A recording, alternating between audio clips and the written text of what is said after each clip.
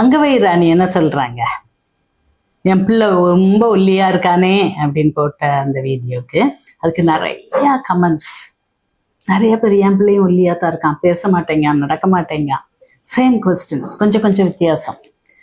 Okay, so அவங்க என்கிட்டையும் ஒரு opinion கேட்டுக்கிறாங்க. பீடியாட்ரிஷன்ட்டு தான் கன்சல்ட் பண்ணுவாங்க.